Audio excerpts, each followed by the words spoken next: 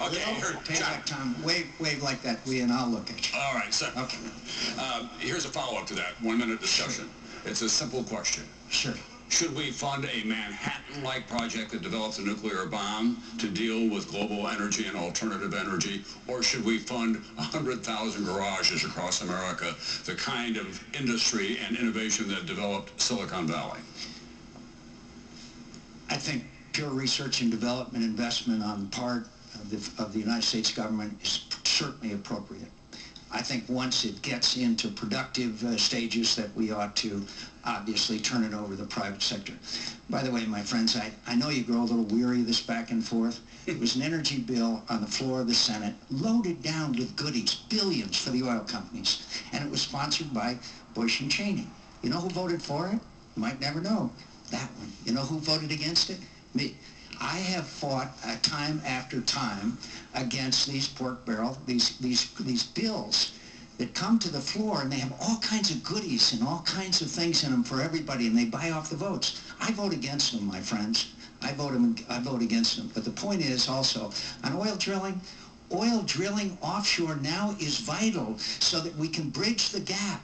We can bridge the gap between imported oil, which is a national security issue as well as any other, and it will reduce the price of a barrel of oil, because when people know there's a greater supply, then the cost of that will go down. That's fundamental economics. We've got to drill offshore, my friends, and we've got to do it now. And we can do it. And as far as nuclear power is concerned, again, look at the record. Senator Obama has approved storage and reprocessing of spent nuclear fuel. And I'll stop, Tommy, and you didn't even wait. Thanks. Thank you very much, Senator. Next question for you, Senator Obama, and it comes from the E section over here, and it's from Lindsay Trella. Lindsay? Senator, selling health care coverage in America as a marketable commodity has become a very profitable industry. Do you believe health care should be treated as a commodity? Well, you know, as I travel around the country, this is one of the single most frequently asked issues that I get, is the issue of health care. It is breaking family budgets. I can't tell you how many people I meet who don't have health insurance. If you've got health insurance, most of you have seen your premiums double over the last 8 years. And your co-payments and deductibles have gone up 30% just in the last year alone. If you're a small business, it's a crushing burden. So one of the things that I have said from the start of this campaign is that we have a moral commitment as well as an economic imperative to do something about the healthcare crisis that so many families are facing. So here's what I would do. If you've got healthcare already, and probably the majority of you do, then you can keep your plan. If you are satisfied with it, you can keep your choice of doctor. We're going to work with your employer to lower the costs of your premiums by up to $2,500 a year. And we're going to do it by investing in prevention. We're going to do it by making sure that we use information technology so that medical records are actually on computers. Instead of you filling forms out in triplicate when you go to the hospital, that'll reduce medical errors and reduce costs. If you don't have health insurance, you're going to be able to buy the same kind of insurance that Senator McCain and I enjoy as federal employees, because there's a huge pool. We can drop the costs, and nobody will be excluded for pre-existing conditions, which is a huge problem. Now, Senator McCain has a different kind of approach. He says that he's going to give you a $5,000 tax credit.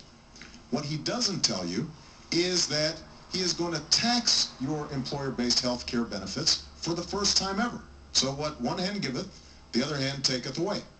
He would also strip away the ability of states to provide some of the regulations on insurance companies to make sure that you're not excluded for pre-existing conditions, or your mammograms are covered, or your maternity is covered. And that is fundamentally the wrong way to go. In fact, just today, business organizations like the United States Chamber of Commerce, which generally are pretty supportive of Republicans, said that this would lead to the unraveling of the employer-based healthcare system.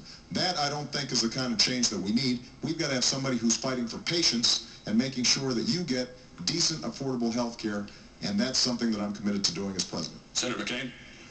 Well, thank you for the question. You really identify one of the really major challenges that America faces. Co-payments go up, costs go up, skyrocketing costs, which make people less and less able to afford health insurance in America. And we need to do all of the things that are necessary to make it more efficient. Let's put health records online. That'll reduce medical errors, as they call them. Let's have community health centers. Let's have walk-in clinics. Let's do a lot of things to impose efficiencies. But what is at stake here in this healthcare issue is the fundamental difference between myself and Senator Obama. As you notice, he starts talking about government. He starts saying government will do this and government will do that, and then government will, and he'll impose mandates. If you're a small business person and you don't insure your employees, Senator Obama will fine you. Will fine you. That's remarkable. If you're a parent and you're struggling to get health insurance for your children, Senator Obama will fine you. I want to give every American a $5,000 refundable tax credit. They can take anywhere across state lines. Why not? Don't we go across state lines when we purchase other things in America? Of course it's okay to go across state lines, because in Arizona they may offer a better plan that suits you best than it does here in Tennessee. And if you do the math, those people who have employer-based health benefits, if you put the tax on it and you have what's left over and you add $5,000 that you're going to get as a refundable tax credit, do the math. 95% of the American people will have increased funds to go out and buy the insurance of their choice and to shop around and to get. All those people will be covered except for those who have these gold-plated Cadillac kinds of policies, you know, like hair transplants. I might need one of those myself. But the point is that we have got to give people choice in America and not mandate things on them, and give them the ability. Every parent I know would acquire health insurance for their children if they could. Obviously, small business people want to give their employees health insurance. Of course they all want to do that. We've got to give them the wherewithal to do it. We can do it by giving them, as a start, a $5,000 refundable tax credit to go around and get the health insurance policy of their choice. Quick discussion. Is health care in America a privilege, a right, or a responsibility? Senator McCain? I think it's a responsibility in this respect, in that we should have available and affordable health care to every American citizen, to every family member, and with the plan that I have, that will do that. But government mandates, I'm always a little nervous about. But it is certainly my responsibility. It is certainly small business people and others. And they understand that responsibility. American citizens understand that. Employers understand that. But they certainly are a little nervous when Senator Obama says, if you don't get the health care policy that I think you should have, that you're going to get fined. And by the way, Senator Obama has never mentioned how much that fine might be. Perhaps we might find that out tonight. Well, let's talk about this, Tom, because there was just a lot of stuff out there. Privilege, right, and responsibility. Well, Start with that. I think it should be a right for every American. In a country as wealthy as ours, for us to have people who are going bankrupt because they can't pay their medical bills. For my mother to die of cancer at the age of 53 and have to spend the last months of her life in a hospital room arguing with insurance companies because they're saying that this may be a pre-existing condition and they don't have to pay her treatment, there's something fundamentally wrong about that. So let me just talk about this fundamental difference. And Tom, I know that we're under time constraints, but Senator McCain threw a lot of stuff out there. Number one, let me just repeat. If you've got a health care plan that you like, you can keep it. All I'm going to do is help you to lower the premiums on it. You'll still have choice of doctor. There's no mandate involved. Small businesses are not going to have a mandate.